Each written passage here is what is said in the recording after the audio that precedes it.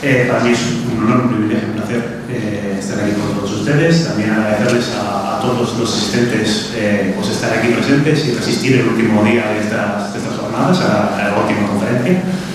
Así que, sin más, pues les voy a comentar un poco cuál es el motivo de mi presentación, y es que cuando me propusieron hablar sobre la dimensión internacional de la guerra civil, se me ocurrió que pues, se suele hablar mucho cuando hablamos de este tema, lo más conocido, lo que más hemos trabajado cuando hablamos de la dimensión internacional de la guerra es la posición de los distintos estados, política internacional, el posicionamiento de las potencias con respecto a la guerra civil española, pero se habla mucho menos acerca de las sociedades civiles, qué pasa con la población de los distintos países, cómo se posiciona, cómo se moviliza con respecto a la guerra civil española. Y es un poco lo que trato o trataré de plantearles hoy aquí.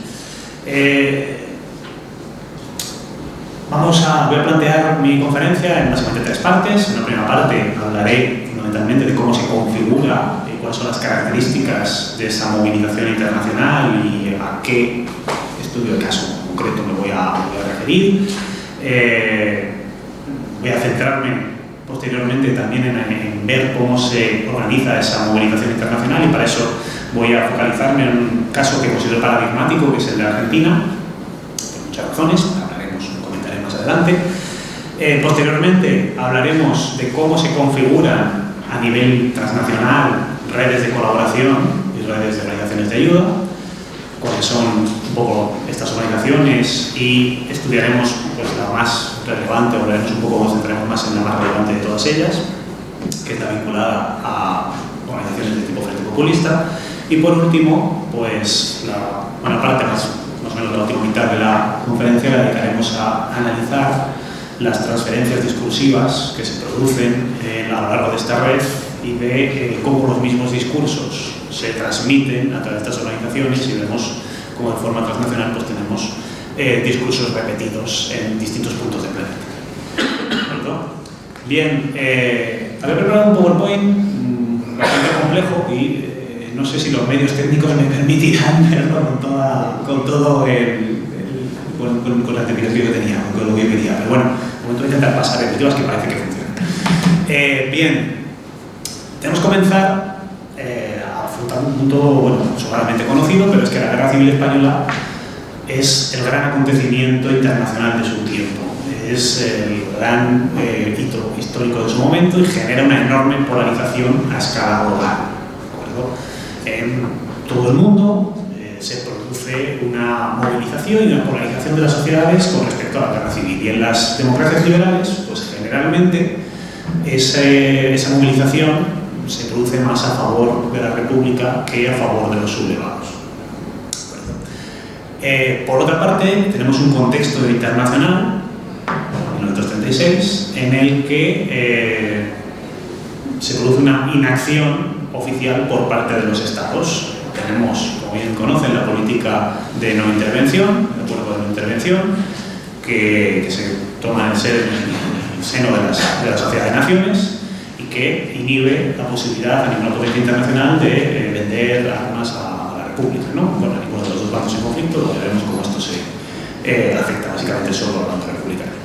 Bien, pero por otra parte, también en estos mismos años tenemos una decadencia del entramado asistencial que había sido creado en los años anteriores por la Sociedad de Naciones, fundamentalmente todo el entramado de ayuda humanitaria que se había creado vinculado a la Sociedad de Naciones desde la Guerra Civil Rusa, y que tenía instituciones como el pasaporte Nansen, el Alto Comisariado para los Refugiados de la Sociedad de Naciones, y que, dado la decadencia en la que llega el sistema de la Sociedad de Naciones en estos años, pues en buena parte no entra en funcionamiento la guerra civil, por lo cual no hay unas organizaciones internacionales que tomen manos, que afronten el asunto de la guerra de España y la humanitaria durante la guerra de España. Bien, en este contexto en el que tenemos una inacción por parte de los estados, que bien no están vinculados a la política de no intervención, en el caso de Estados Unidos, que era su propia ley, que es la Neutrality Act, que impide también la compra de armas para la República o la venta de armas a la República, bueno, la República o cualquiera de los bandos en conflicto. También en el caso del bando sublevado, pues veremos que también se lo saltan un poquito. Y en América Latina, gracias a la política de buen vecino, pues también se adhieren a esta neutralidad de Estados Unidos y tampoco participan o tampoco colaboran en la asistencia a ninguno de los bandos. Bien, toda esta inacción internacional lleva a que, en un contexto de alta polarización, de alta movilización por parte de las sociedades, pues esas sociedades civiles, en vista de que su gobierno no interviene de ninguna manera, pues traspasan a esos gobiernos. Y lo que se produce es una movilización de las propias sociedades civiles.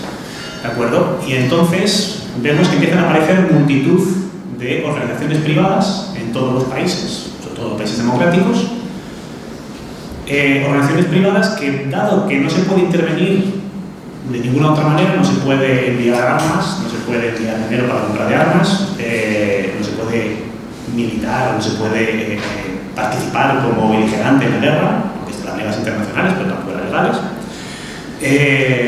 pues lo que hacen es volcarse en la ayuda humanitaria, que es la única forma en la que cualquier ciudadano puede aportar su pequeña moneda para el esfuerzo de guerra, el que puede participar en la ayuda de la República Española mediante la ayuda humanitaria. Bien, estas organizaciones tienen en general un carácter abiertamente militante, al ser unas manifestaciones, organizaciones de tipo espontáneo, en buena medida están muy vinculadas a los movimientos políticos de los distintos países. Y además tienen una alta participación de las clases sociales más desfavorecidas, que son los que militan fundamentalmente en los movimientos obreros y que son estos movimientos obreros los que más se movilizan, sobre todo en la ayuda a la República Española. ¿De acuerdo?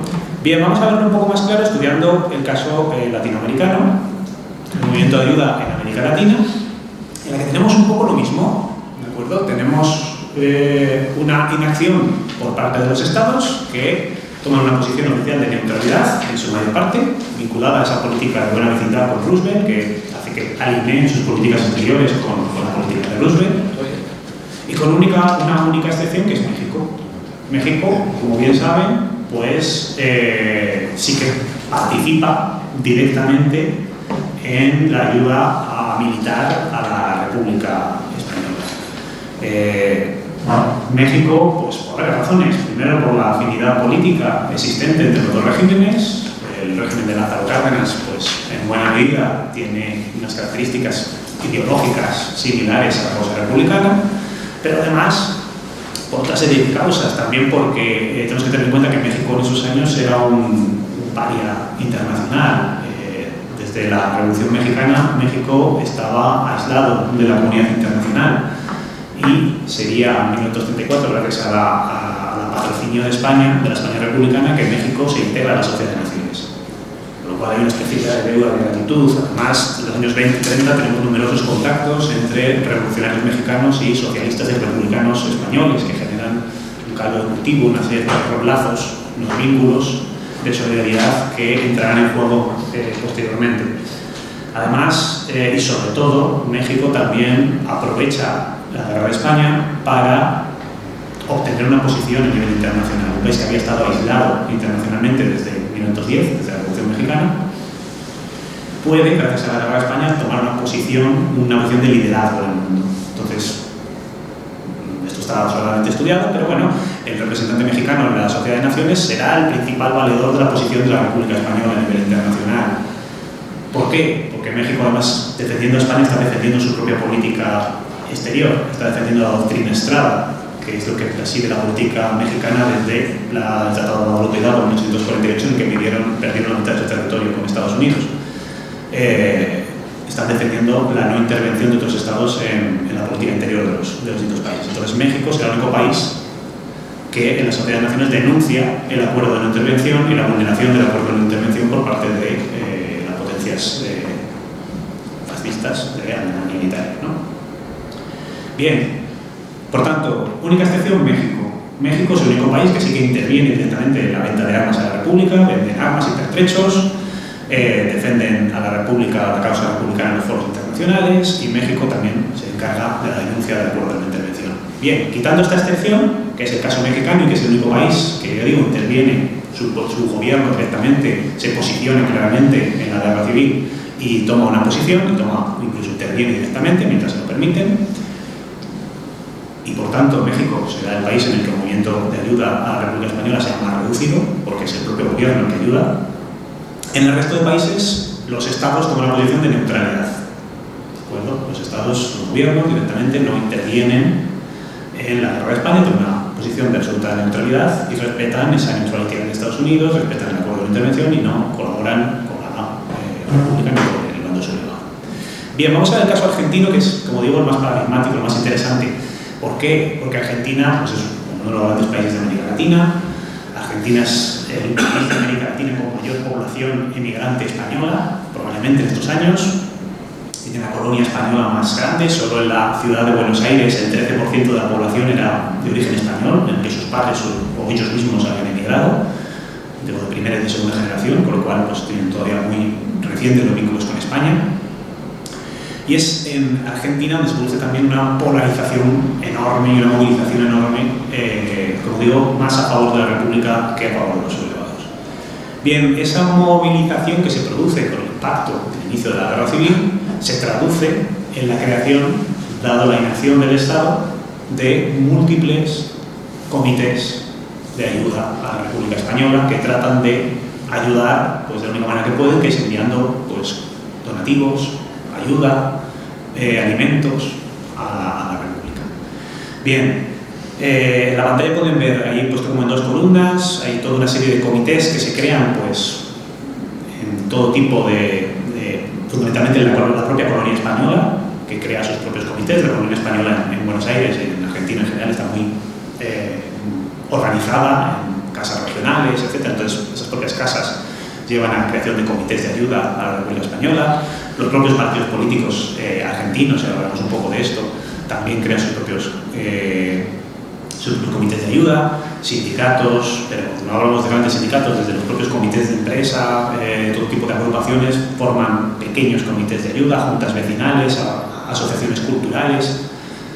A todos los niveles se crean una multitud de pequeños comités de ayuda, ¿de acuerdo?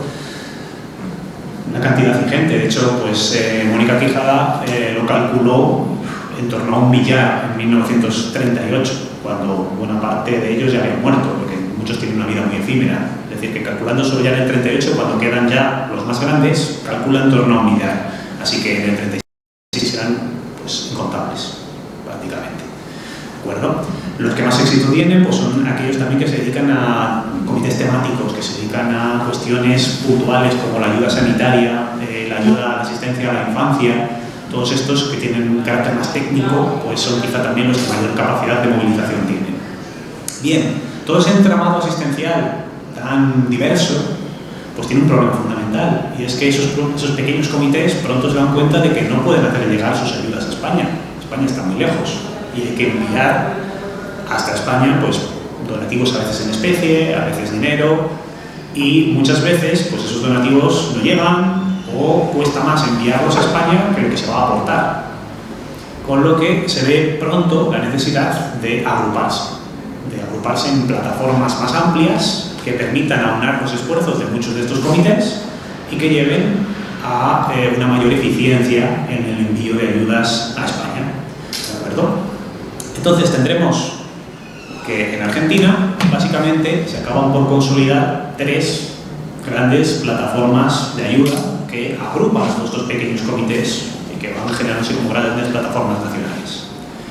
Tenemos por una parte la agrupación de amigos de la España Leal, que está vinculada al Centro Republicano Español, por tanto a la colonia española en Argentina, y a varias organizaciones de esa colonia española en Argentina. También vinculan a través de este grupo, esta plataforma, pues sus ayudas a algunas organizaciones políticas argentinas, como el Partido Socialista Argentino, el Partido Radical, algunos sectores del Partido Radical. Entonces, por ahí tenemos una primera plataforma. La segunda que se creará será la Comisión Coordinadora de Ayuda a España en la Argentina, que está vinculado sobre todo a la Federación Obrera Regional Argentina, la FORA, que es la gran plataforma anarquista en Argentina, muy pujante en los años 30, y también colaboran con esta organización pues, elementos provenientes del Partido Socialista Obrero, del Partido Radical. Y por último, tenemos el Comité de Ayuda al Gobierno Español del Frente Popular, que se vincula al Partido Comunista Argentino y a sectores de izquierda también, vinculadas al PCA. Bien, pasa un poquito en Argentina, pasa lo mismo que en España, pasa lo mismo que en realidad en todo el mundo, y es que todos esos sectores que apoyan a la República pues están muy fragmentados y no llegan a ponerse de acuerdo. Entonces tenemos vinculados pues, unos sectores vinculados al socialismo, otros al anarquismo y otros al comunismo básicamente. Bien, a partir de 1937 el movimiento, esta plataforma que, como decía, estaba vinculado al Partido Comunista Argentino, trata de transformarse ampliando sus bases y tratando de acercarse a los sectores socialistas y a los sectores liberales para generar una gran plataforma nacional argentina que pues practique una vía frente populista en la que se agrupen todos los elementos antifascistas para mandar sus ayudas a España. Y así, en agosto del 37, se crea, como en la pantalla, esa Federación de Organismos de Ayuda a la República Española, que básicamente lo que hace es fagocitar a esa organización que había creado el Centro Republicano Español y que ayudaba el Partido Socialista Argentino. Entonces asume o agrupa a los movimientos comunista y socialista. El anarquista se quedará afuera, los grupos anarquistas de afuera pues tendrán su propia organización siempre, pero se crea esta organización que, como digo, pues trata de agruparlo y que se vincula a esas líneas frente populistas. Y es que tenemos que tener en cuenta el contexto internacional de nuevo. En 1935 se celebra en Moscú el 7º Congreso Mundial de la Internacional Comunista, en el que hay un giro radical en la política de la Comintern, que se pasa de ese frente único por la base que se había proclamado desde el 6º Congreso Mundial y que buscaba la oposición con los elementos socialistas a los que acusaban de socialfascistas, a este 7º Congreso Mundial en el que se implanta, eso que ven abajo en la pantalla, esa idea del Frente Popular Antifascista. Frente Popular Antifascista que ya no busca el enfrentamiento con los socialistas, sino que busca acercarse a estos grupos socialistas, a los liberales de izquierda, a los democristianos incluso, para unirse todos juntos contra la amenaza fascista. En primer lugar, por la propia amenaza que desde 1933, la llegada del nacionalsocialismo al poder en Alemania, suponía para la Unión Soviética, y por tanto cambia la política de la Internacional Comunista para acercarse a esos elementos demócratas que puedan aliarse en contra del nacionalsocialismo o de la amenaza fascista, pero también porque a través de esta política frente populista pues pretenden acrecentar sus bases de militancia y hacer crecer a los partidos comunistas a nivel global y que pudieran tener más peso en los distintos países e incluso llegar a formar gobiernos. Esto no es algo que surja desde cero en este 7º Congreso Mundial, sino lo que hacen es copiar básicamente lo que ya estaba pasando en Francia. Y es que en Francia, desde 1933, empieza a forjarse un movimiento que conocemos como el movimiento Amsterdam-Pleyel, vinculado al antifascismo y a la idea de pacifismo. Desde la Primera Guerra Mundial en Francia tenemos un movimiento pacifista muy potente, y en 1933, con la llegada al poder de Adolf Hitler en Alemania, pues se organiza por parte, o promovido por dos intelectuales del máximo nivel, como son Henri Barbusse y Romain Rolland, organizan en Ámsterdam un primer congreso contra la guerra imperialista, que trata un poco de denunciar la amenaza que supone el fascismo para la paz mundial, ¿no? Para el status quo internacional. Ese congreso tiene una segunda parte, una continuación en París, en la Sala Pleyel, y titulada el Congreso contra el fascismo y la guerra, que ya, como vemos, introduce ya el concepto de fascismo y el concepto de guerra. Bien, estos dos congresos generan un movimiento que vincula esas ideas de pacifismo y antifascismo y que genera un entramado organizativo y movilizador en Francia, sobre todo, aunque trata de ser europeo, pero fundamentalmente tiene su sede y su potencia en Francia. Crean todo un entramado de organizaciones de movimientos pacifistas. Así tenemos el Rassemblement Universel pour la Paix, es decir, el Comité Universal por la Paz, la Liga de Derechos del Hombre, el Comité Mundial de las Mujeres contra la Guerra y el Fascismo, con una serie de organizaciones pacifistas en las que empiezan a participar de forma masiva y espontánea los militantes comunistas. participan de forma masiva y empiezan a vehicular los discursos de estas organizaciones. Y estas organizaciones empiezan a asimilar, a asociar la idea de guerra con la idea de fascismo. Guerra y fascismo son lo mismo. Adolf Hitler nos está llevando al final de la paz que hemos alcanzado tras Versalles, ¿no? Estamos amenazando la paz mundial. El fascismo es la guerra. Y por tanto, como ideas opuestas, si el fascismo es la guerra, el comunismo, que es lo opuesto al fascismo, es la paz. Es un poco las ideas que tratan de plantear, ¿no? Bien, todo este entramado existencial, este entramado organizativo, pues empieza a tener una gran movilización en Francia y desde estas organizaciones se gesta lo que conocemos como el Front Populaire francés, el Frente Popular francés. Y este movimiento hace que crezca enormemente el Partido Comunista francés en estos años, ¿de acuerdo? Bien, esto es lo que toman en el 7º Congreso Mundial, ¿vale? Lo que dicen es, esto ha funcionado en Francia, planteémoslo a nivel global. 1936 llega la guerra en España y toman este mismo modelo y desde la Cominter, desde la Internacional Comunista, dicen, bueno, nos ha funcionado muy bien fusionar las ideas de fascismo, como la guerra, y comunismo con la paz.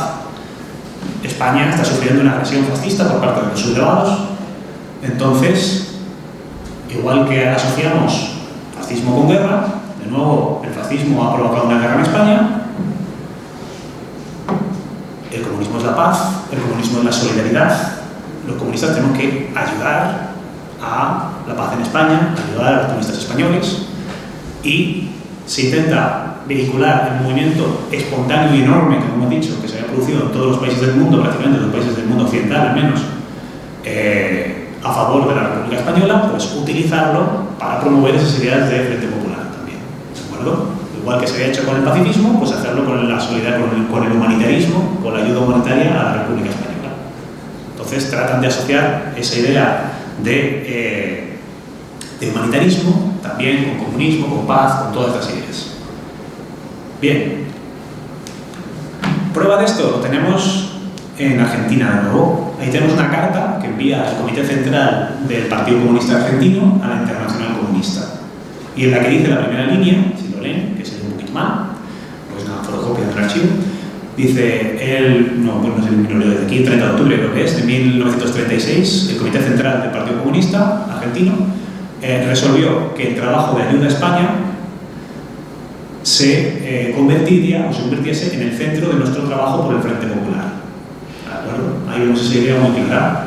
El trabajo de la ayuda a España se convierte en un nivel estratégico para llegar a las políticas frente populistas, para promover las políticas de Frente Popular. Bien, todo este movimiento de vincular la ayuda a España con la promoción del Frente Popular tendrá su máxima expresión en Francia de nuevo, cuando en agosto, 13 de agosto del 36, es decir, apenas había pasado, no había llegado un mes desde el inicio de la guerra, se creó una conferencia europea de ayuda a la República Española y en ella se crea un Comité Internacional de Coordinación e Información para la Ayuda a la República Española, que normalmente nos referimos a él por sus siglas, CICIAE, no sé si no es lo más pronunciable del mundo, pero bueno. Y este comité tiene ni más ni menos que el utópico objetivo de convertirse en la gran plataforma unificadora de toda la ayuda a la República Española a escala global. ¿De acuerdo? Y esto que en principio pues, resulta bastante utópico, sin embargo casi lo logran. Y de hecho esta organización se convertirá en la gran organización de ayuda a la República Española, hasta tal punto que en agosto del 38 el gobierno de Juan Negrín publica un decreto en el que se la reconoce como la única organización de ayuda oficial y permitida por el gobierno de la República. ¿De acuerdo? Con lo cual es la gran organización, la más potente y genera un entramado de una red de organizaciones por todo el mundo occidental. El objetivo, como digo, es por una parte, coordinar la ayuda humanitaria, es decir, ese mismo problema que tenían los argentinos, que hemos visto de que no podían hacer llegar sus ayudas a España, lo tienen todos los comités del mundo, todos los pequeños comités. Entonces, por una parte, tratan eso de coordinar esas ayudas, de recogerlas todas y vincularlas a un nivel práctico, pero por otra parte, es un organismo de información, de coordinación y de información. Es decir, que tratan también de coordinar la propaganda, de coordinar la propaganda que se hace en todo el país, en todo el mundo, a favor de la República. Y para eso, pues tendrán enlaces directamente con el Ministerio de Propaganda, con el Ministerio de Sanidad, con el Ministerio de Guerra, con el Ministerio, en fin, con todo el Ministerio de la República, para preguntarles cuáles son las necesidades del Estado español, de la República, y pues generar elementos propagandísticos para tratar de cubrir esas necesidades. Bien, por ver un poco cómo se coordina o cómo se crea esta organización, este Comité Internacional de Coordinación de París, pues en su dirección, estos un poco los miembros de la Junta Directiva, los he puesto en 3 columnas, por afinidades políticas, y básicamente para ver que tenemos una mayoría de miembros, una mayor parte de miembros de filiación comunista. Aunque es, como digo, un organismo frente populista en el que hay elementos de todos los sectores políticos, sin embargo, pues tienen más peso los comunistas, que, como vemos, pues en la columna de miembros comunistas pues tenemos a un representante del Rassemblement Universel pour la Paix, de esta organización pacifista, pero que también es un militante comunista, a una representante del Comité Mundial de las Mujeres, que es otra organización también pacifista, pero que también es su representante pues también es afiliada al Partido Comunista, un miembro del Socorro Rojo Internacional, Marie Curie, o Auguste Bonet, que también es miembro del Partido Comunista, y también por el Partido Comunista pues tiene un representante, André Herzler. Y aparte, pues tenemos toda una serie de representantes de partidos socialistas, sobre todo del Partido Socialista francés, del SDIO, que pues son del sector más filocomunista. Tenemos a Jan Sibonsky, que es un poco, pues, salvando muchas distancias, como nuestro largo caballero, es decir, el sector más sindicalista, más afín al frente populismo, a la colaboración con el Partido Comunista. A Georges Buisson, que es de la CGT, del sindicato socialista, pero también un poco en esa misma línea, y una diputada belga como Isabel Brun. Y luego toda una serie de independientes, que de hecho los dos presidentes de esta organización son 2 figuras de enorme prestigio, 2 intelectuales de gran renombre en Francia en ese momento, no afiliados a ningún partido, como son Paul Langevin y Victor Batz. Victor Batz, que era un filósofo reconocidísimo, pues es el presidente de la Liga de Derechos del Hombre, es el presidente de básicamente todas las organizaciones que hay en Francia de ayuda a la República Española. Está muy vinculado a ese movimiento frente populista también y a la ayuda a España.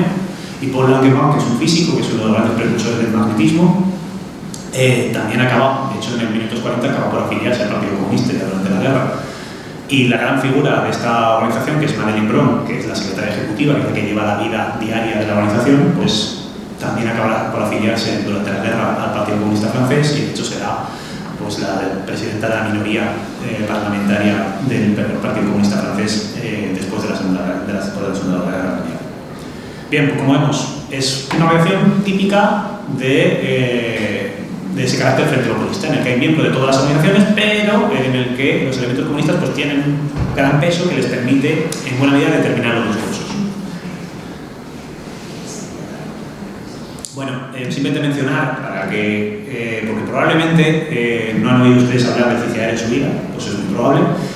Es una organización que por su nombre es bastante desconocida, aunque tiene una relevancia fundamental, pero sí que actuaba a partir, sobre todo, de sus filiales especializadas. Para, ya digo, el CICIAR era un poco la organización que se encargaba sobre todo a nivel de propaganda, pero para cuestiones de ayuda concretas, pues creó filiales que estaban desvinculadas de la propaganda, para tratar de atraer mayores donaciones, mayor financiación, desvinculando propaganda de pues, actuaciones técnicas, digamos así. Entonces crean lo que es probablemente más conocido, que es la Central Sanitaria Internacional, que es probablemente sí que han oído hablar, y que entre otras cosas pues, es digamos, la organización más grande de ayuda sanitaria a la República Española, es la que organiza pues, buena parte de prácticamente toda la atención a las brigadas internacionales, la lleva directamente a la Central Sanitaria Internacional, que hay varios hospitales internacionales en Alicante, en Albacete, en múltiples ciudades españolas.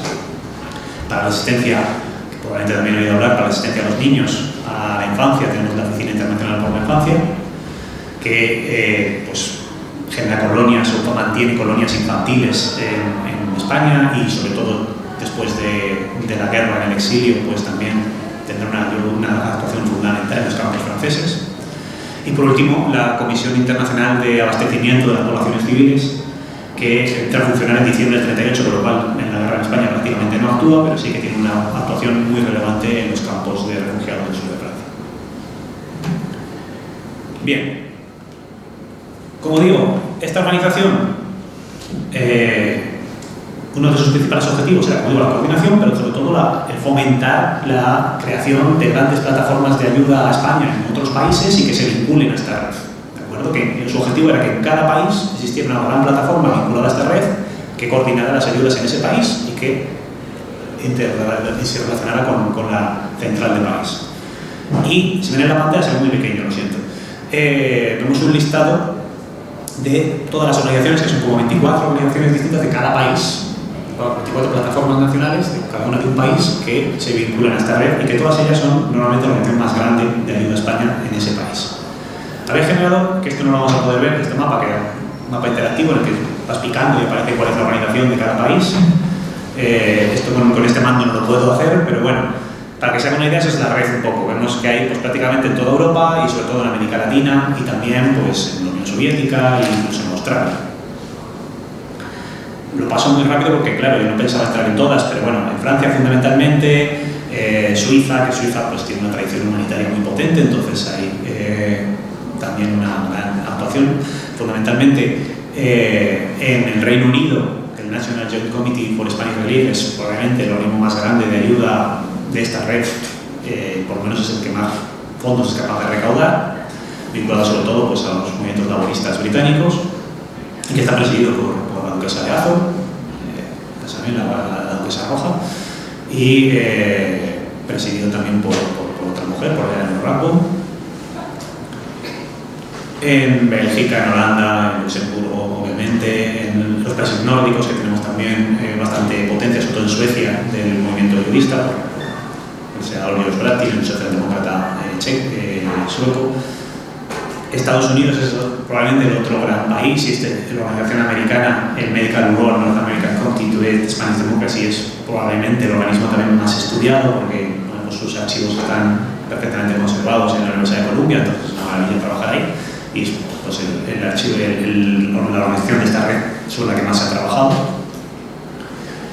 Canadá, México también. El movimiento ayudista en México es muy reducido porque el gobierno actuaba, entonces el gobierno se posiciona directamente, entonces eso desmoviliza a la sociedad civil, que en buena medida pues, puede mandar dinero al gobierno para que ayude a España.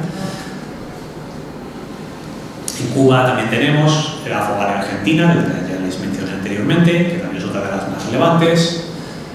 En Uruguay también les hablaré bastante del Comité Nacional Pro Defensa de la República Democrática Española, que también tiene una actuación muy relevante y sobre todo actúa directamente vinculado a la Fogar Argentina, que es como subred consuleña en la que Fogar Argentina y el Comité Nacional Uruguayo hacen campañas conjuntas continuamente. El Comité Chileno, el Comité Australiano, bueno, incluso algunas organizaciones de ayuda de antifascistas exiliados, alemanes e italianos, que bueno, son más organizaciones nominales, porque obviamente no tienen ninguna capacidad para recaudar, pero bueno, posicionarse y dar su apoyo político a la causa, ¿no? Bien, no todas estas organizaciones colaboran en esta red de la misma manera. Unas tienen mucho más peso por la movilización que son capaces de hacer, por la capacidad de recaudación, por el tamaño del país, por el tamaño de ese movimiento en ese país. Y como ven en la pantalla, pues hay muchas diferencias. Si comparamos las aportaciones de todas estas organizaciones que encontramos en esta tabla, desde octubre del 36 a junio del 39, es decir, pues toda la guerra y el primer exilio, pues vemos que hay principalmente 4 grandes organizaciones que son las que más peso tienen dentro de la red, que son las británicas, el Comité Nacional Británico, que es el que más aporta, los Estados Unidos, son también países que tienen mucha más capacidad de actuación, Francia y Argentina.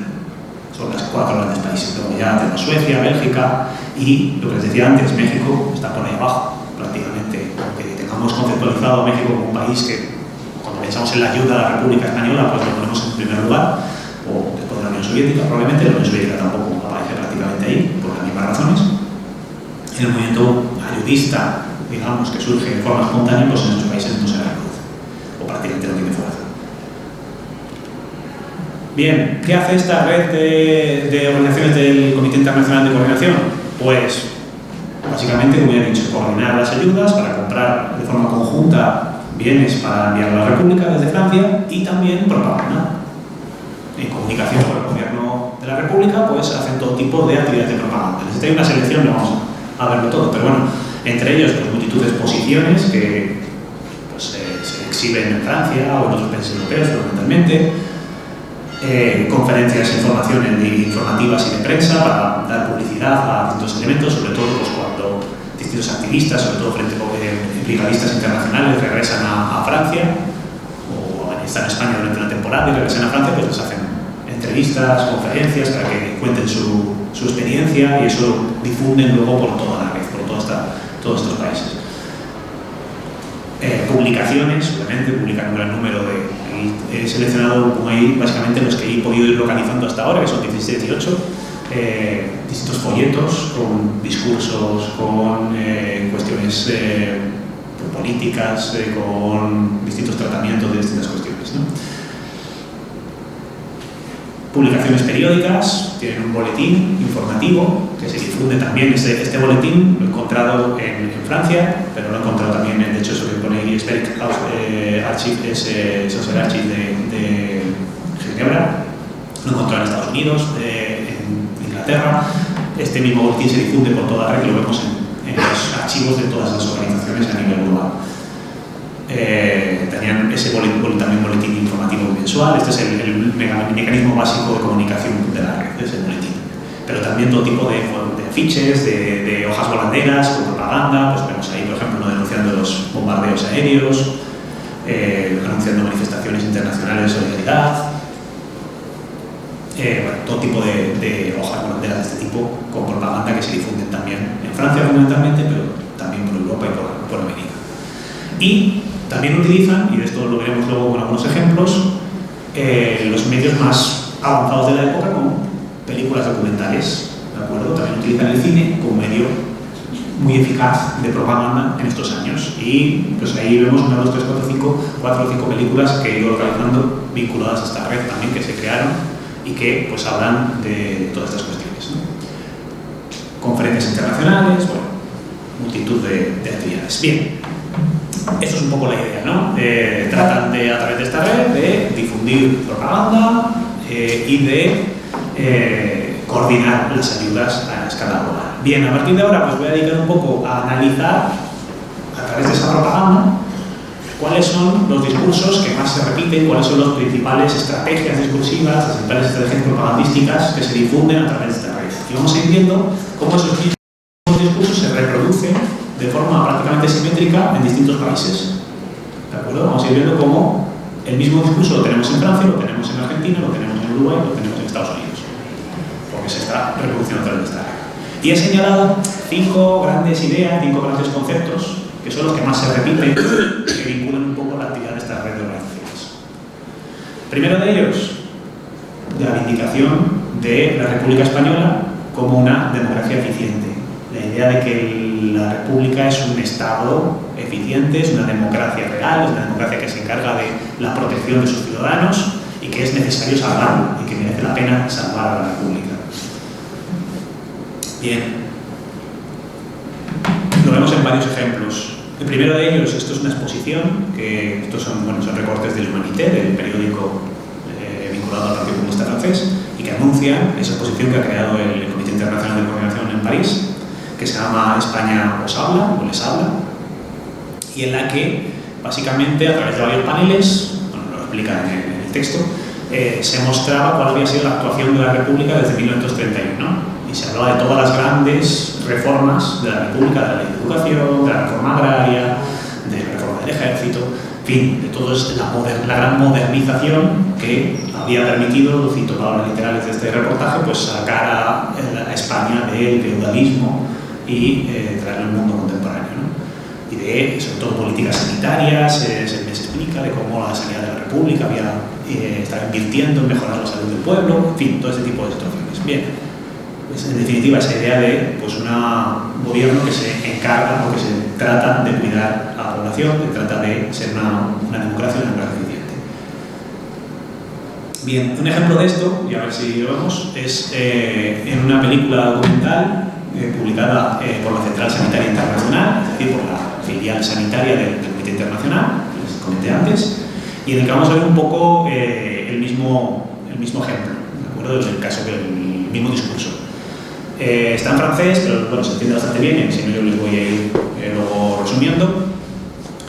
Y en él vemos, básicamente, empieza diciendo que bueno, la República Española trabaja por el futuro y habla de la labor de la República en la asistencia a los niños, la asistencia sanitaria a los niños. Y compara el presupuesto en centros de puericultura de la República con el de la monarquía del periodo anterior y cómo, incluso durante la República en guerra, el gobierno se había preocupado de mantener centros de higiene infantil y de cuidar la salud de la infancia. ¿De acuerdo? Vamos a ver si lo puedo reproducir. Si no, Juan, te voy a pedir que le das clic encima del play. Ahí está, gracias.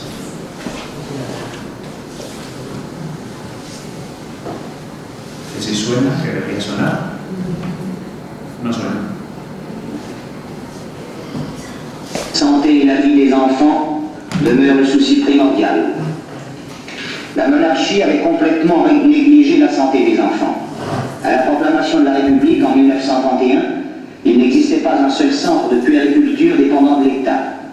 De 1931 à 1936, la République créa 49 centres d'hygiène infantile, dotés toutefois de crédits nettement insuffisants. L'insurrection du 18 juillet 1936 réduisit ce nombre à 15. Au mois de juin 1937, le gouvernement de la République espagnole entreprend une ardente campagne pour la sauvegarde de la première enfance. 30 centres de puériculture sont créés, et rien qu'à Madrid, plus de 25 000 enfants sont alimentés et soignés dans les dispensaires.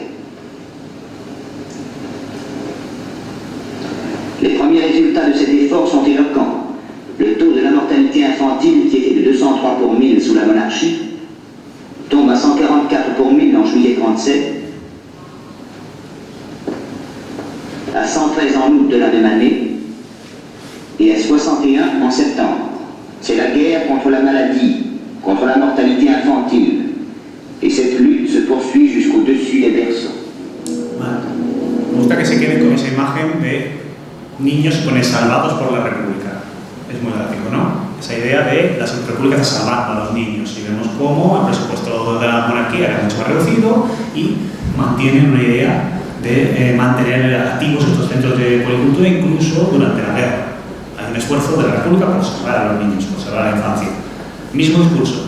Lo tenemos. España Democrática, que es el periódico que publicaba el órgano del Comité Nacional por la República Democrática Española en Uruguay, es decir, la filial de toda esta red en Uruguay. La obra de sanidad que ha hecho la República. Y ahí comparan 3 presupuestos de salud. El último presupuesto de la etapa monárquica, primer presupuesto de la República, segundo presupuesto de la República. Y dice, bueno, si ven las cifras, está pequeñito, de 9 millones a 13 millones y luego 31 millones. Triplicado, más que triplicado el presupuesto en sanidad.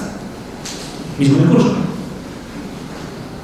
Lo mismo, un poco, un cartel de la Central Sanitaria Internacional en París en el que habla de los dispensarios que se están abriendo, sanitarios que están abriendo durante la guerra y que hay que mantenerlos y piden ayuda para mantener estos dispensarios sanitarios de la República. Vemos un poco lo mismo, ¿no? Vemos cómo este discurso se está proclamando esa república que está cuidando a la población. Aparte, la república es un régimen democrático y aquí vemos otra de las ideas también importantes. Aquí vemos un recorte también de la revista Spain, que es una revista que publicaba las juventudes del Comité Norteamericano, en el que nos habla de Democracy is Born, la democracia ha nacido y millones se regocijan de ello, ¿no? Vemos ahí imágenes de campesinos en el campo, de manifestaciones en la ciudad, vemos una imagen de Lago Caballero en la que dice si lo veo, en 1776 de España ha llegado a decir para con la Revolución Americana, pero no están hablando de 1931, están hablando de 1936, de febrero del 36.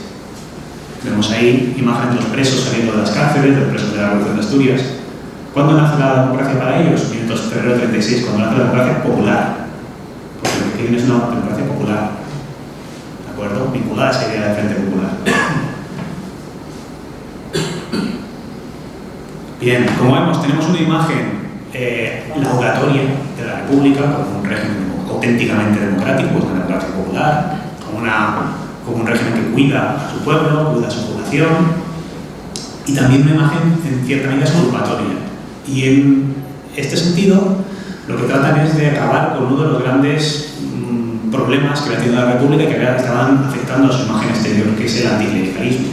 Todos los excesos anticlericales que se producen desde febrero 31, bueno, desde antes, pero sobre todo comenzar la guerra, con quemas de iglesias, con asesinatos de sacerdotes, estaban perjudicando la imagen de la República, estaba haciendo perder apoyos a la República a nivel internacional. Esta red de organizaciones trata de frenar eso. ¿Y cómo lo hacen? Pues, por ejemplo, apoyándose en Osorio Gallardo, Ángel Osorio Gallardo, que era un conservador republicano, que se mantiene fiel a la República y que será embajador en París durante los primeros meses de la guerra. Entonces lo tienen muy cerca, lo tienen en París, entonces lo utilizan bastante. Entonces, en todas sus organizaciones, en buena parte de sus actividades, participa Osorio Gallardo y mantiene un discurso muy relevante en contra de ese supuesto anticlericalismo de la República, ¿no? Esto es un discurso de Osorio Gallardo que publica en forma de folleto el Comité Internacional y en el que les he señalado en amarillo un párrafo que dice: la guerra, dicen los sublevados, nos acusan de que la guerra ha estallado porque los católicos se sentían perseguidos. Dice, hace falta perseguir esta idea. En España hay libertad al catolicismo. Dice, este argumento es falso, falso, falso, ¿no? Entonces, esa idea de que no hay ninguna persecución religiosa. Lo mismo lo tenemos de nuevo en la revista Spain, esta revista del comité, de los jóvenes del comité norteamericano. ¿Quién quema iglesias? Y aparecen imágenes de un bombardeo sublevado sobre una iglesia en Madrid. Están diciendo que pues, también los sublevados están atacando a los templos. Y vemos arriba pues, unos soldados sublevados montando una ametralladora encima de una tumba. Bueno, pues están también profanando elementos católicos, ¿no? No lo hace la República solo, también ellos hacen excesos ante la Iglesia, ¿no? Bien, todo esto además encaja perfectamente con las políticas que en torno a la guerra de España está promoviendo la Internacional Comunista.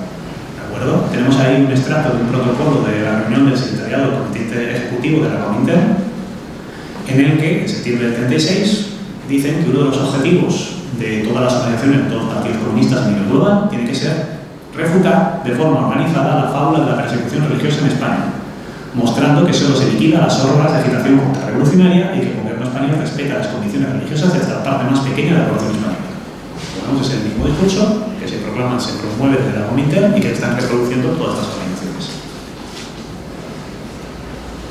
Segundo de los grandes argumentos que se utilizan, y este probablemente es el más relevante en la propaganda de estas organizaciones, la denuncia de la farsa del Comité de No Intervención. Si algo podía ser de utilidad de este movimiento, que es internacional, es en provocar una movilización en cada uno de los países en los que actúa en contra del Comité de No Intervención. Ahí sí que podían llegar a ser útiles, podían llegar a suponer un cambio.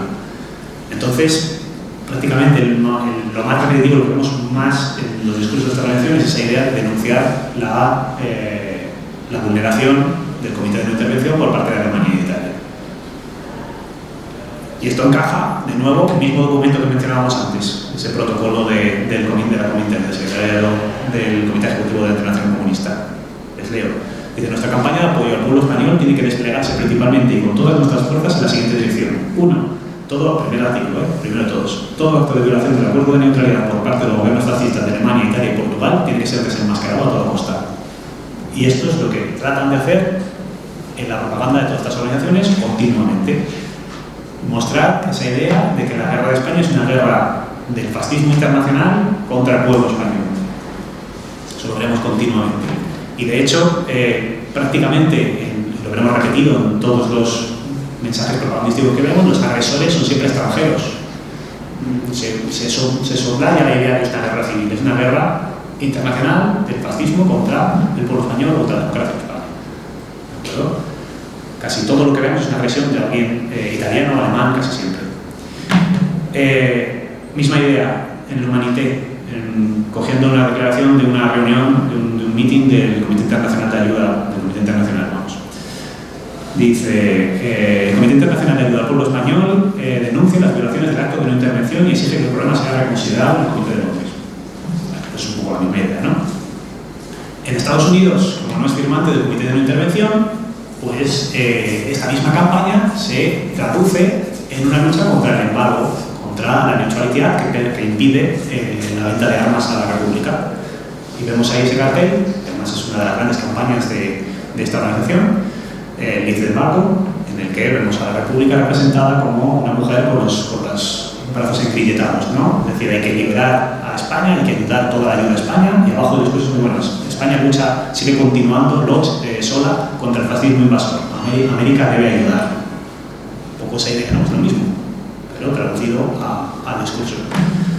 En esa misma línea, este discurso de la República está luchando sola contra el fascismo internacional.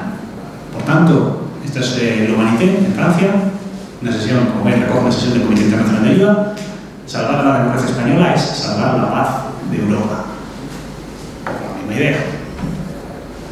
La fidelidad del pacto de no intervención exige que que demos luz inmediatamente a las violaciones repetidas por parte de los estados fascistas. Continuamente. Esto lo vemos todo el tiempo. Más claro, más gráfico imposible lo vamos a ver en esta película.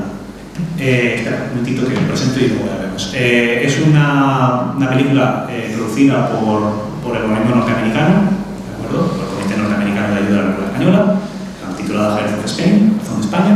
Y aquí vamos a ver una escena muy cortita en la que se muestra un hospital de mutilados en Alicante, financiado por la Central Sanitaria Internacional, y en el que nos van a mostrar unas imágenes que advierto que son muy duras, de un hombre que ha sido, según nos dice la voz en off, pues atacado, ha sufrido una mutilación por una granada explosiva italiana. Juan, si puedes darle al play.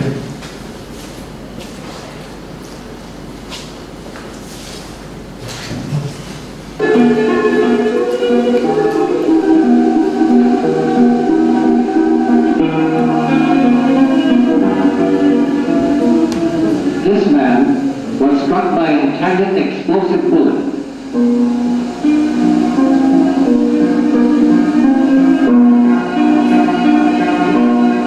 Don't turn away. This is neutrality. This is non-intervention. Italian style. Vale, lo siento por la crudeza de las imágenes, pero es que es muy gráfico, es precisamente eso. Nos pone una imagen extremadamente violenta, de dolor, en la que nos dice la voz en off, no gires la mirada. This is neutrality, esto es la neutralidad. This is neutrality Italian style. This is not intervention Italian style, creo que lo que dice literalmente. Esto es la intervención al estilo italiano, ¿no? Nos está diciendo muy claramente, es Italia el agresor fascista, las víctimas son los españoles, y tú no partes la mirada, tú tienes que actuar a través del video humanitario que se puede hacer. Bien, tercera de las grandes ideas, pues un poco paralelo con esto, esa república que está luchando sola contra el fascismo agresor, pues se produce la exaltación de la heroicidad del pueblo español, ¿de acuerdo? El pueblo español está luchando solo contra el fascismo, hay que ayudar. Y vemos multitud de imágenes, también vamos a ver unos cuantos ejemplos de esto, además una heroicidad que se vincula fundamentalmente en un elemento que es el ejército popular. El ejército popular como representación de todos unidos contra el antifascismo, de todos unidos, de todas esas antiguas milicias que existían durante el primer momento de la guerra, como se han fusionado en ese gran ejército popular de la República, que es la exaltación de ese antifascismo, de ese frente populismo en armas, ¿no? Y ahí lo vemos en el España Democrática, que es el periódico uruguayo. El ejército del pueblo español es una muralla infranqueable del fascismo. La fecha de esto es, si no me equivoco, agosto del 38, es decir, batalla del Ebro. Dice, impotentes en el Ebro y el Levante siguen fracasando las tropas fascistas, se está refiriendo. Mismo caso, la revista Spain, de la que hablábamos antes en Estados Unidos, Héroes de España en guardia. ¿De acuerdo? De nuevo, esa misma idea. Tenemos, pues, pues una serie de imágenes heroicas de soldados españoles, pues Kepler también allí, casualmente con la elección. En l'Humanité, en Francia, lo mismo. Una vez más, el asalto fascista ha sido frenado en Irún, bajo sobre todo los frentes, los hombres del tercio desertan al ejército popular como un ejército triunfante. De hecho, crean hasta una exposición en Francia que se llama España se defiende, en la que hablan de la historia del ejército popular. Se exalta la organización del ejército popular, se analizan las batallas y cómo ha actuado, y se celebran pues, las victorias del ejército popular, que son muy pocas, ¿no? Entre ellos pues, también tenemos las operaciones militares en España, un folleto en el que se analiza las operaciones militares en diciembre del 37 a agosto del 38, obviamente la batalla del Ebro, ¿no? Y lo hacen en junio, julio, agosto del 38, en el que todavía el frente del Ebro estaba avanzando, que todavía los republicanos llevaban la iniciativa. Por eso hacen un momento como de euforia y pues explican cuáles son las operaciones militares y saltan ese genio militar de Vicente Rojo, ¿no? Perdón. Vale, mismo lo vamos a ver también en un pequeño vídeo, que es también es la otra parte del mismo documental norteamericano que vimos antes, ¿de acuerdo? En el que vemos pues imágenes también vamos a ver imágenes de ese ejército popular, como un ejército moderno. Si oyen la locución, pues habla siempre del ejército del pueblo, del Popular Army, esa idea de un pueblo en armas, unido por la defensa antifascista, y vemos que lo muestran como un ejército moderno, un ejército, aparecen tanques, aparecen aviones, aparecen carros, aparecen artillería, se muestra como imágenes de un ejército moderno. ¿Puedes dar el play?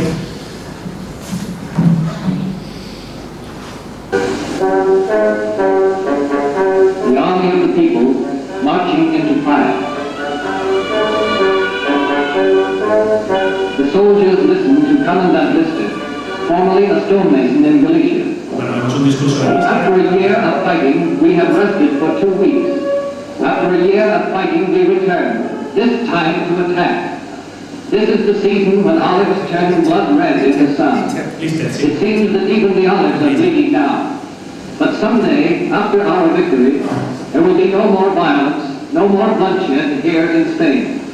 Some of us may die before that time, but others must live for greater work than this. For when we finish with war, Spain will be our Spain. Each life, therefore, is doubly precious to us. Remember this, officers, when you take these men into action, remember they are your brothers. If their blood is spilled, it is the blood of your brothers. Each life is sacred to Spain's future.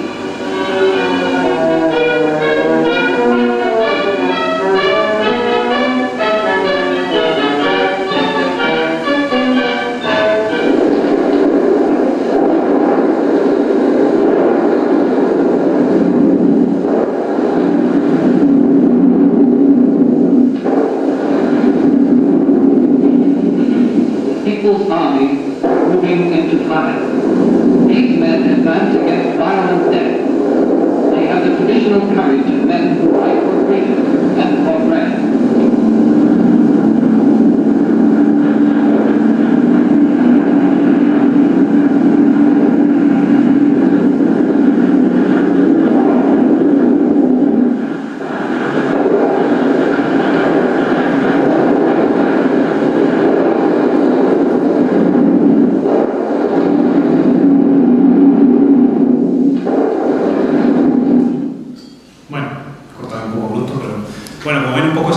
Sale un discurso de Lister, también una elección de personaje que tampoco es casual, y pues fomentando esa idea también es la batalla del Ebro, en el que está diciendo por primera vez vamos al ataque, recordad que cada soldado, la sangre de cada soldado cuenta, que son vuestros hermanos, bueno, en fin, toda esa línea que encarga con ideas anteriores de esa república del ejército popular como una manifestación del ejército en armas, del pueblo en armas, una república que cuida de sus ciudadanos, etc. Y la gran exaltación el gran ejemplo de esta exaltación del ejército popular será las brigadas internacionales, que son directamente la representación de ese antifascismo internacional, ¿de acuerdo? Entonces, las brigadas internacionales a las que apodan como los héroes de la libertad también aparecen continuamente en los discursos de las organizaciones, que no he incluido aquí ningún ejemplo, pero Esos son todos los elementos esenciales. Vale, cuarto de las grandes discursos es el evidente en toda la cuestión humanitaria, que es la victimización de las poblaciones civiles. Esto es algo inherente a todo discurso humanitario desde la creación de la ayuda humanitaria moderna del siglo XIX, y es la utilización o la apelación al sufrimiento humano como un mecanismo para obtener recaudación, para tratar de fomentar la ayuda al prójimo, para fomentar la solidaridad, que se vincula, pues, esto lo han estudiado los estudiadores de la ayuda humanitaria, pues, vinculado desde a mecanismos casi biológicos que nos impelen a ayudar al prójimo, a cuestiones éticas, religiosas, etcétera, que pues, nos hacen, cuando vemos el sufrimiento de alguien afín o cercano, pues tratar de ayudarle. Bien, y sobre todo, esto se va a traducir en la presentación como víctimas de poblaciones civiles y sobre todo los grupos más débiles dentro de la población, es decir, mujeres, niños y ancianos, que son el recurso continuo, como vemos aquí en esta serie de carteles, que se muestra su sufrimiento para apelar a la empatía, apelar a la participación en esos movimientos de ayuda.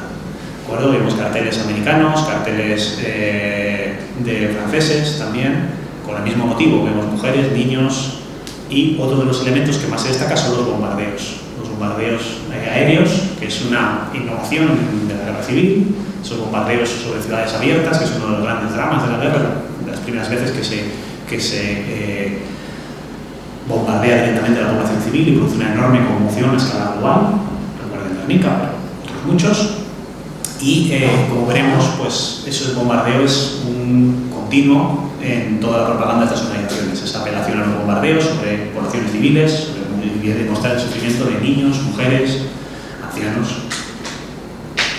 Lo vamos a ver gráficamente en otro fragmento de esta misma película que hemos mostrado antes, en el que también vemos unas imágenes bastante duras, también les advierto, es un bombardeo en Madrid. La voz en off nos dice que es un bombardeo de aviación italiana. Además, el mostrar los bombardeos no solo tiene fuerza por el impacto que tiene esa novedad de los bombardeos sobre población civil, sino también porque la buena parte de esas acciones pues, son llevadas a cabo por aviación alemana o italiana, con lo cual se puede reforzar ese discurso que decíamos antes de culpar a alemanes italianos de vulnerar el acuerdo de no intervención. Entonces vemos un bombardeo en Madrid en el que, sí, no va a funcionar, en el que veremos cómo están extrayendo cadáveres de niños de un agujero de una bomba. Y tendremos continuamente imágenes centrales de ancianos.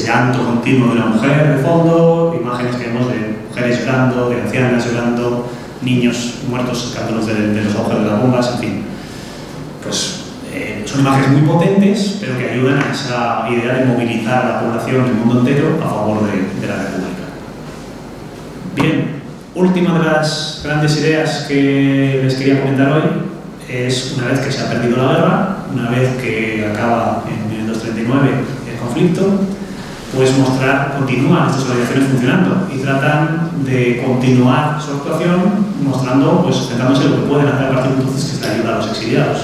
Entonces esa idea, se insiste a partir de entonces, esa idea de el pueblo español como un pueblo errante y mostrar a esos españoles héroes de ayer, hoy en los campos de concentración, hoy sufriendo el exilio.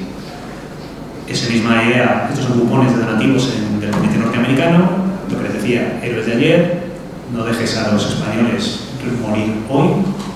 en una campaña también, creo que esta era navideña, en el nombre de la humanidad, ayúdalos ahora. Niños en los campos de concentración, mismo discurso, vemos ahí, después del infierno en España, los refugiados se hunden en otro infierno, los campos franceses. Esta que decía que es la campaña navideña, que son unos sellos con la familia, con la Sagrada Familia, y ponen ahí en el nombre de todos de estos refugiados, de la Sagrada Familia, ayuda a todos los refugiados. Un poco esas ideas que vemos repetidas, ¿no? Y que, pues, básicamente insisten en esa idea de continuar en la ayuda a los refugiados. Cuestión que tras la guerra, pues obviamente, el movimiento ayudista se desmoraliza y pierde gran parte de esa actuación, y sobre todo a partir de septiembre de 1939, cuando se produce el Pacto Ribbentrop-Molotov y comienza la Segunda Guerra Mundial, el Pacto Ribbentrop-Molotov hace que cambien completamente las posiciones a nivel global, y la Internacional Comunista ya no está tan interesada en denunciar, en buscar alianzas de Frente Popular, en denunciar las atrocidades en España. Desde la Comité se promueve esa idea de que la Segunda Guerra Mundial, que estaba comenzando por entonces, es una guerra entre potencias imperialistas, entre Alemania y franceses y británicos, que no tiene nada que ver con la Unión Soviética, que no tiene nada que ver con los intereses del pueblo, con lo cual los comunistas en buena medida de todo el mundo se desmovilizan porque ya no tienen ese imperativo de militancia, de participar en este movimiento, con lo cual pierde bastante fuerza, y sobre todo, como su central está en París, está en Francia, desde septiembre del 39, en Francia el Partido Comunista es ilegalizado y todas sus organizaciones son también clausuradas. El Comité Internacional puede seguir funcionando, pues la organización de tipo humanitaria, pero pierde gran parte de sus bases y su actuación se reduce muchísimo, con lo cual entra en una etapa de decadencia a partir del 39, y ya durante la Segunda Guerra Mundial está prácticamente desarticulada. Bien, para finalizar y por concluir, unas pequeñas conclusiones de toda esta visión que hemos visto de la actuación de estas organizaciones. En primer lugar, tener en cuenta esa idea de que la participación masiva de los elementos comunistas en estas organizaciones en buena medida determina sus discursos, y que se convirtieron en buena medida en altavoces de las líneas de propaganda frente populista, que existe un claro proceso de transferencia, como se puede comprobar, las principales líneas discursivas a través de estas redes transnacionales entre unos países y otros, a veces muy distantes unos de otros, que los discursos son variables también, hay que tenerlo en cuenta, que fluctúan en función del contexto, de las necesidades de recaudación, de los intereses políticos de estos elementos que forman parte. No es lo mismo el discurso que tiene esta revista Spain, que es una revista muy militante por parte de las juventudes del Partido Social, del Partido Comunista de Estados Unidos, fundamentalmente, como pues otros discursos que pueden tener en Suecia, por ejemplo, en el que pues, fundamentalmente este movimiento lleva socialdemócratas, muchos moderados, tienen discursos ligeramente distintos. Pero, y con esto me quedo quedar, porque siempre quiero meter esta puntilla al final de este tipo cuando comento estos aspectos, y es que estas organizaciones realizaron con todo, y con que tengan obviamente un carácter político y unos intereses, realizaron una encomiable labor de ayuda que permitió salvar la vida a miles de personas durante la guerra civil. Y eso creo que es lo más importante y con lo que tenemos que quedarnos, y con lo que creo que es más significativo de toda esa actuación. Pues nada más, muchas gracias.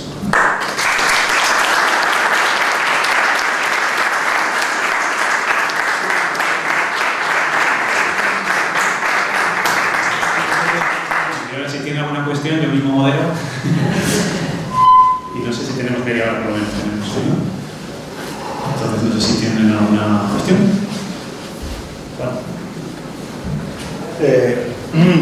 La ayuda material que estas organizaciones enviaban a España supone que llegaban fundamentalmente a la España republicana. Estas exclusivamente a la España republicana, sí. Sí, pero es que, por eso digo yo, que en esta zona nosotros sabemos que el Socorro Rojo Internacional tenía una fuerte implantación. Tenemos los testimonios de varias familias que sabíamos que los fondos llegaban a Gibraltar y que la red clandestina ya durante la guerra, ya con la guerra comenzada en el año 36, el año 37, a las puertas de estas familias pegaban un golpecito de noche y por debajo hay uno de los testimonios que dice: a la casa de mi padre, Elena, ¿te acuerdas de Elena que entrevistamos? Llegaban 2 sobres, uno para mi familia, con ayuda para mi familia, y después dentro de otros sobres, muchos sobres pequeñitos más, que después mi madre se encargaba de hacer llegar al resto de población de la línea. Bueno, de gente que tenía presos, que se habían quedado viudas, o sea, que supongo yo que eso pasaría en otras zonas de España, o no sé si es que como aquí teníamos Gibraltar y era ese acceso. Lo que sí me gustaría recordar es que me gustaría hacer un pequeño homenaje o poner en valor el valor de aquellos hombres y mujeres que en aquellos años tan difíciles, en plena guerra, hacían esa labor clandestina dentro de la España franquista a favor de las víctimas, digamos, de sus familiares, de sus vecinos, ¿no? Carlos Castilla del Pino es un psiquiatra, no sé si lo conoce, y psiquiatra y escritor, que nació en este pueblo, en San Roque. Tiene unas memorias que se publicaron en 1997 que se llama Pretérito Imperfecto. Carlos Castilla del Pino hace una descripción terrible de cómo en el verano del 36 las familias que en esta calle por la que algunos hemos llegado aquí venían las cuerdas de preso con las manos, estaba la gente en las puertas de sus casas sentadas tomando el fresco, y cuando venían los presos todo el mundo se metía para adentro porque sabían lo que venían después. La gente se acostaba y escuchaba las descargas y después los tiros, ¡plá, plá, plá! Se lo escucha. Y dice Carlos Castilla del Pino, cuando veíamos eso, todo el mundo se acostaba ya y esperaba, sabía lo que venía después. Pero algunas noches estábamos ya acostados y nos despertaban los tiros, porque habían venido de otros pueblos desde la línea, fundamentalmente a fusilar en San Roque. Y cuenta Carlos Castilla del Pino que una de esas noches lo que los despertó fue un griterío descomunal de mujeres. Al día siguiente, Carlos Castilla del Pino, que tenía 13 años entonces, 13 o 14 años, pero que desde muy joven le interesaba la medicina y había colaborado, iba antes de la guerra con el médico a hacer las autopsias al cementerio. Al día siguiente yo fui con el médico a certificar la muerte de 8 mujeres. Eran 8 mujeres que habían traído desde la línea porque habían detenido a 2 de ellas repartiendo propaganda del Socorro Rojo. Las torturaron, las hicieron confesar y aquel mismo día fusilaron a 8 mujeres. Aquí está Margarita, que también ha escrito un libro que se publicó hace 2 años, que es el Sumario 301. Perdón Margarita, es Beatriz, pero tú colaboraste. Estoy acordando, es que me ha llegado el pensamiento de Beatriz Díaz. En fin, Beatriz, en el que informa sobre un juicio que después, en el 38, en el 39, se le hace también a 13 mujeres, pero en el que se recogen los testimonios de hijos y nietos de 2 de las mujeres asesinadas. Dice Carlos Castilla del Pino que la detención y fusilamiento de aquellas 8 mujeres luego provocó la detención y el asesinato de unas 200 personas en el campo de Gibraltar. En fin, que la gente del Socorro Rojo Internacional, fuera comunista, fuera anarquista, fuera lo que fuera, arraigó la vida, dio su vida y merece que la recordemos. Sí, a ver, estas organizaciones que yo he trabajado aquí, claro, en buena parte las donaciones que se hacían a escala internacional se vehiculaban a través del Socorro Rojo. Es decir, ellos desde Francia luego lo que hacían era enviar esas ayudas o bien directamente al gobierno o bien a la población a través del ISRI, del Socorro Rojo Internacional, fundamentalmente. De hecho, lo que he encontrado son muchas quejas por parte de organizaciones de la red, sobre todo en Estados Unidos, de que sus ayudas no tenían visibilidad.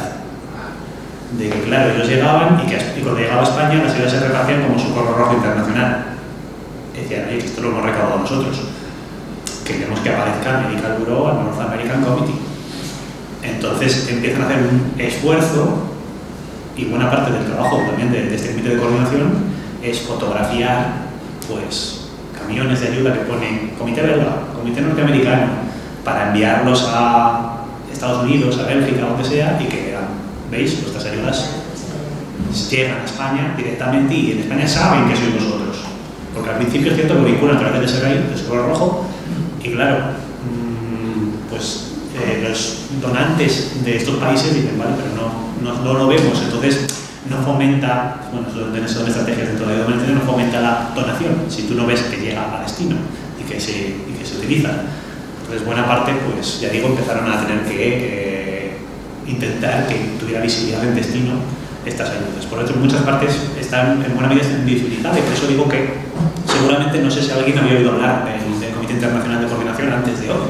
Probablemente no, porque en cierto modo está muy invisibilizado por esta idea de que las ayudas llegaban con el SRI o con otras organizaciones o directamente al gobierno, directamente al Ministerio de Instrucción Pública para las colonias infantiles.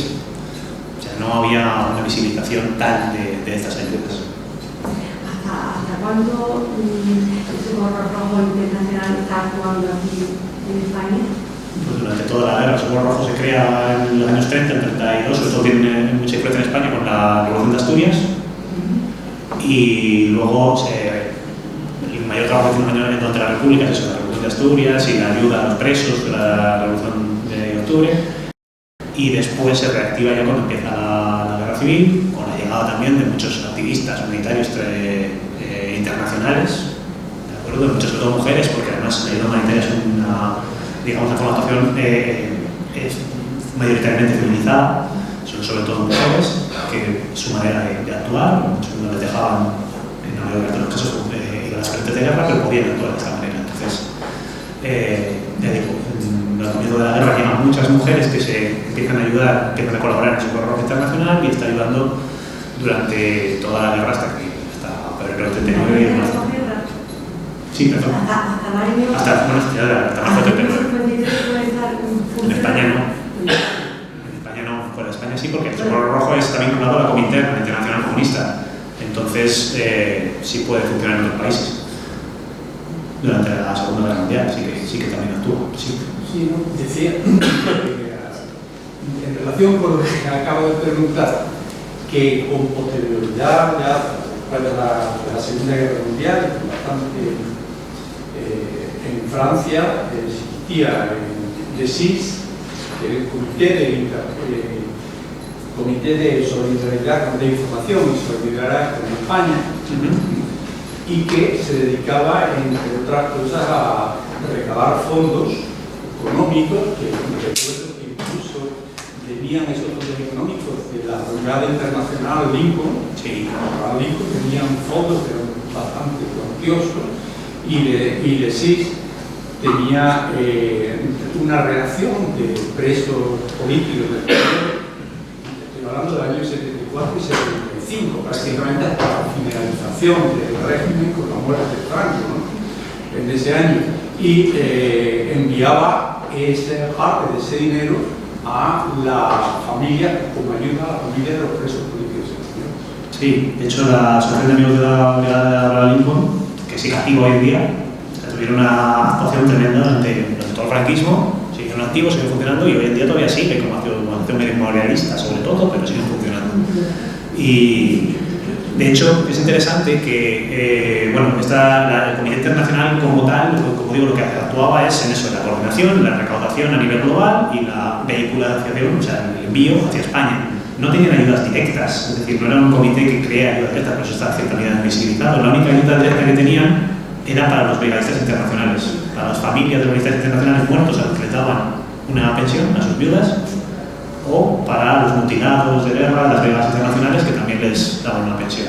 Es la única ayuda directa que daban desde el Comité Internacional. El resto de la única era vehicularlo a otras organizaciones que son las que entregaban esas brigadas en Francia o en España o donde fuera. ¿De acuerdo? Entonces sí que, pero bueno, estas redes siguen funcionando y siguen activas finalizada la guerra, y se convierten pues, en redes de propaganda, de antifranquista, y ya digo, muchas, pues algunas, por ejemplo la Abraham Lincoln, pues sigue activo hoy en día, sigue haciendo cosas, y el archivo de Abraham Lincoln, que de hecho está consultado para esta investigación, pues es uno de los más ricos y más interesantes en archivo de esa organización para el estudio de estas redes y de cómo actúan y la represión que tuvieron que sufrir además ellos en Estados Unidos durante la Guerra Fría, que buena parte de todos estos y sobre todo los brigadistas internacionales pues fueron luego reprimidos durante los años de la Guerra Fría, de los años 40, 1950.